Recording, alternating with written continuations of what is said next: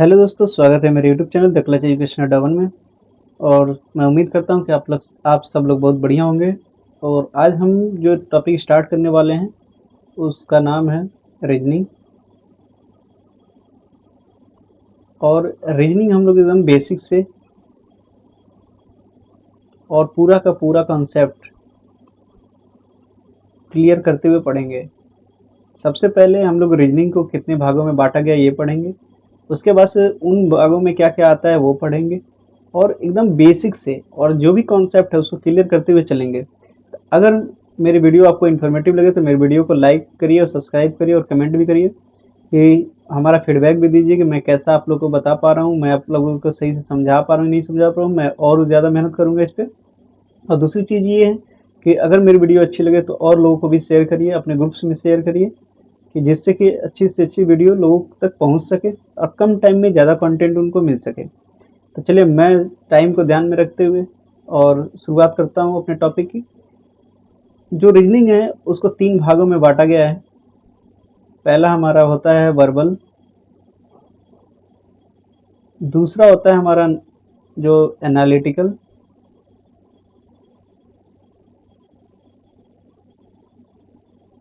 और तीसरा जो होता है वो होता है non verbal.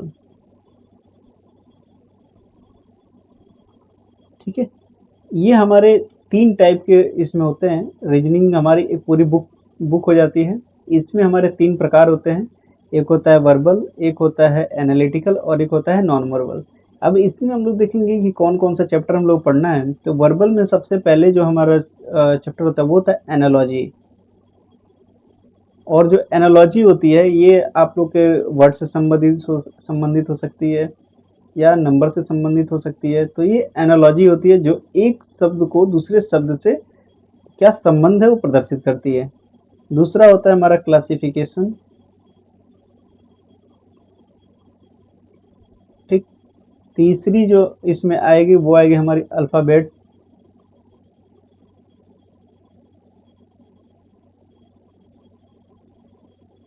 Test, alphabet test होता है। चौथी जो आएगी वो आएगी वर्ड फॉर्मेशन। जो पांचवी आएगी वो आएगी हमारी coding decoding.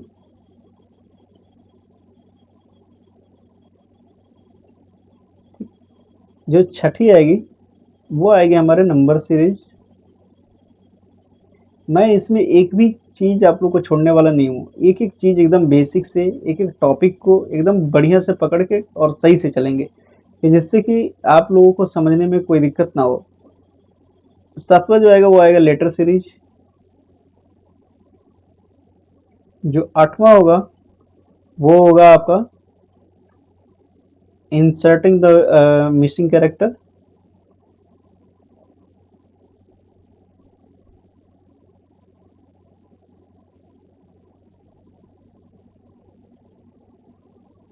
Inserting the missing character. और इसको मैं इधर लिख लेता हूँ। और जो हमारा नौवां होगा नंबर रैंकिंग और टाइम सीक्वेंस टेस्ट। इसको मैं ऐसे लिखता हूँ, number testing time sequence test. उसके बाद से जो 10वां होगा, ठीक है, वो होगा, अच्छा, 6, 7, 8, ठीक है। उसके बाद से हमारा आएगा ब्लड रिलेशन। उसके बाद से हमारा आएगा, अभी ये सारे वर्बल में है, ठीक है। उसके बाद से आएगा मैथमेटिकल ऑपरेशन आएगा, फिर डायरेक्शन सेंस आएगा, उसके बाद से क्लॉक कैलेंडर आएगा, उसके बाद से प्रॉब्लम बेस्ड मतलब एज के ऊपर जो क्वेश्चंस होते हैं वो आएंगे। ये सारे इसमें आएंगे, ठीक है। उसके बाद से आएगा हमारा एनालिटिकल में। तो हम एनालिटिकल में जब आएंगे ना तो इसमें आएगा जो लॉजिक वेन डायग्राम होता है वो आएगा, लॉजिक वेन डायग्राम। ठीक, जो इसका दूसरा होगा वो होगा एलिजिबिलिटी टेस्ट होगा।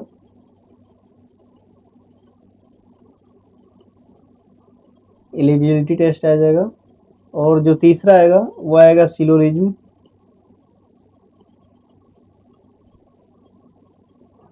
ठीक है, जो चौथा आएगा वो आएगा statement and assumptions.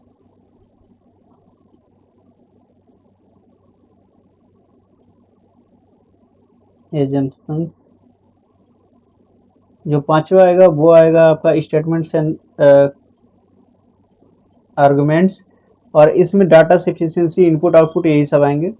Non verbal में तो पता ही है कि यही सेम टू सेम चीज़ें होंगी, लेकिन इसमें क्या होगा, मिरर इमेज आ जाएगा, वाटर इमेज आ जाएगा, ये सारी चीज़ें इसमें आ जाएंगी, फिगर मैट्रिक्स, फिगर कंप्लीशंस, ये सारी चीज़ें आ जाएंगी। ठीक है, अब हम लोग क्या करेंगे कि अब हम लोग स्टार्ट करेंगे सबसे पहले वर्बल से। और वर्बल का जो सबसे पहला जो हमारा आता है, सबसे पहले हम लोग ये समझेंगे वर्बल में एनालॉजी, कि एनालॉजी क्या है। हम इसको हटा देते हैं, फिर हम लोग चलते हैं एनालॉजी पे और एनालॉजी को स्टार्ट करेंगे।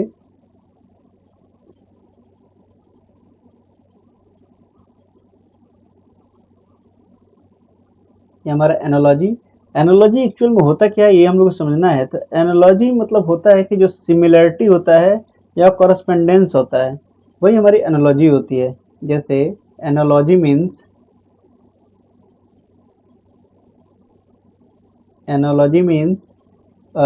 सिमिलरिटी और कॉरस्पेंडिंग।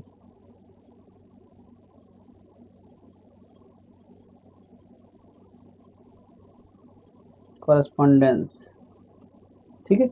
मतलब यह है कि एक शब्द को, ठीक है, कैसे कैसे दूसरे शब्दों से वो रिलेशन रखेगा, या कोई एक ऐसा नंबर जो दूसरे नंबर से कैसा रिलेशन रखेगा, या कोई अल्फ़ाबेट जो कैसे दूसरे अल्फ़ाबेट से रिलेशन रखेगा, इन सारी चीज़ों के बारे में हमको पढ़ना है।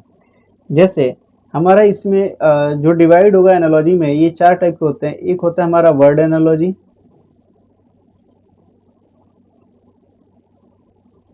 एक होगा वर्ड एनालॉजी, दूसरा होगा हमारा नंबर एनालॉजी,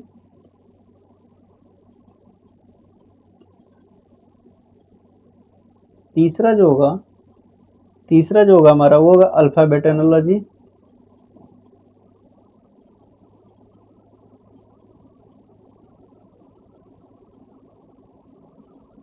और जो चौथा होगा, ठीक, चौथा हमारा होगा मिक्स्ड एनालॉजी, मतलब ये सारे मिक्स होंगे उसमें।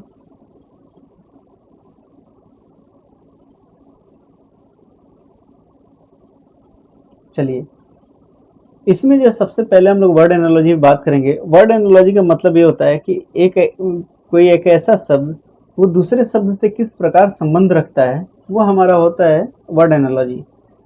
ठीक है, यहाँ पे हम लिख सकते हैं कि जो रिलेशन होता है किसके बीच में, वर्ड के बीच में, यानी शब्दों के बीच में जो रिलेशन होता है वो किस प्रकार से संबंध रखता है, ये हम इसमें पढ़ेंगे।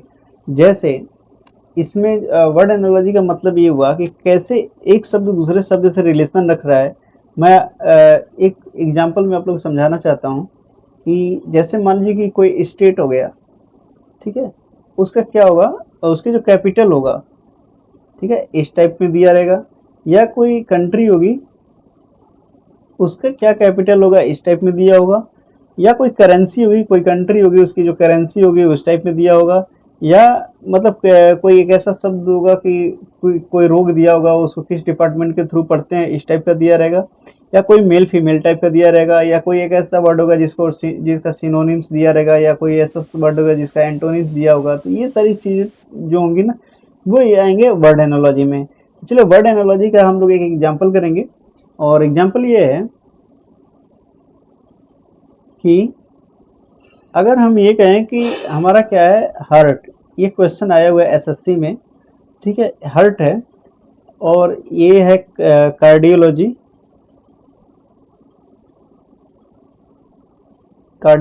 और फिर क्या करेगा कि ऐसे करके देगा, फिर कहेगा यहाँ पे किडनी, और फिर ये ऐसे करके देगा कि अब बताइए कि यहाँ पे क्या आएगा। तो यहाँ पे क्या है कि हर्ट को हम लोग कार्डियोलॉजी के थ्रू पढ़ते हैं, मतलब एक ऐसा डिपार्टमेंट है कार्डियोलॉजी जिसके थ्रू जो है हार्ट की स्टडी की जाती है। तो वैसे ही किडनी की स्टडी किसके थ्रू की जाएगी, तो किडनी की जो स्टडी होती है वो नेफ्रोलॉजी होती है, नेफ्रोलॉजिस्ट,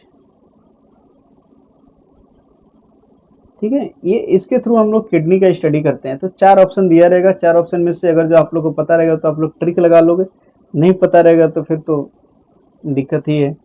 तो आप लोग कुछ ऐसे डिपार्टमेंट और ये सारी चीज़ें याद कर लेना कि किसके थ्रू क्या पढ़ाई होती है, तो वो चीज़ें जब आप लोग पढ़ लोगे तो मतलब चीज़ों को इस टाइप के रिलेशन को निकालने में आसानी हो जाएगी। जैसे क्या बोलते हैं, किस कंट्री का क्या करेंसी चलती है, किस कंट्री का क्या हमारा कैपिटल होता है, या हम अगर जो देखें तो जैसे फिजिक्स में हम लोग यूनिट होते हैं, किस को किस में नापते हैं, ये सारी चीज़ें हमारे वर्ड एनालॉजी में ही आएंगे।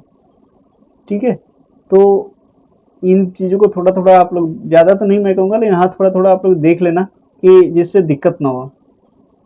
ठीक है, आई होप इतनी बातें आप लोग को समझ में आई होंगी। अब चलिए हम लोग चलते हैं नंबर एनालॉजी पे। मतलब मैं अभी थोड़ा थोड़ा समझा रहा हूँ, इसके ऊपर जो भी क्वेश्चन मैं कराऊंगा ना, ये सारे क्वेश्चन मैं कराऊंगा जो आपके रेलवे में, एनटीपीसी में और ग्रुप डी में, एनटीपीसी में या एसएससी में जो क्वेश्चन आए होंगे, बस वही क्वेश्चन मैं आप लोगों को कराऊंगा जो आप लोग के कंपटीशन में आए हुए हैं।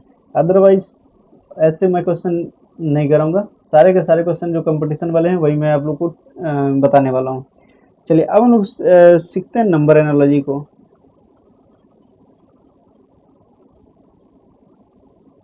नंबर एनालॉजी, अच्छा नंबर एनालॉजी क्या है? इतनी तो बातें समझ में आ गई होंगी वर्ड एनालॉजी से ही, कि जो हमारा वर्ड एनालॉजी था वो क्या था, शब्दों का कोई एक ऐसा संबंध प्रदर्शित कर रहा था। वैसे ही एक हमारा नंबर जो होगा ना, वो किसी एक ऐसे नंबर से संबंध स्थापित करेगा जो सामने वाले नंबर होंगे ना, उनसे संबंध स्थापित करेगा। तो जैसे इसमें भी क्या होगा कि हमारे कई टाइप के आएंगे, जैसे हमारा ऑड इवन हो गया, चाहे हमारा स्क्वायर हो गया, चाहे एडिशन सब्सट्रैक्शन हो गया। इस टाइप से इसमें क्वेश्चन दिए रहेंगे। जैसे मैं एक क्वेश्चन आप लोगों को बताता हूँ, एग्जाम्पल। और एग्जाम्पल ये है कि यहाँ पे 23 और ऐसे दे दिया 13, और फिर यहाँ पे दे दिया ऐसे, और ये दे दिया 54, और फिर कह रहा है कि यहाँ पे क्या आंसर आएगा। तो यहाँ पे बहुत लोग क्या करेंगे कि तुरंत ही 23 में से 10 माइनस करेंगे, 13 आ जाएगा, और 54 में से 10 माइनस करेंगे तो 44 आ जाएगा, जो कि बिल्कुल सही भी है, कोई दिक्कत नहीं है।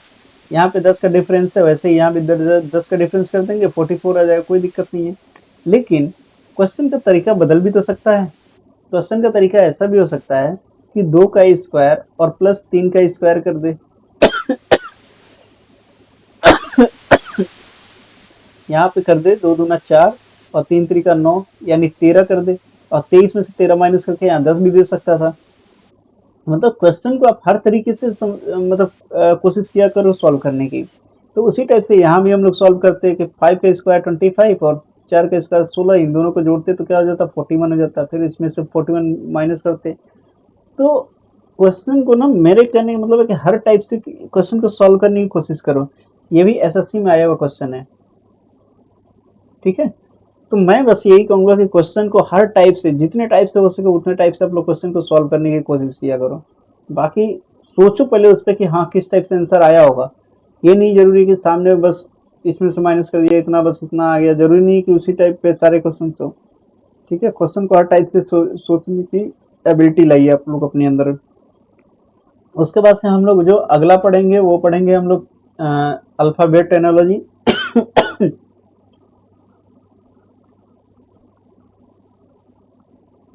Alphabet analogy.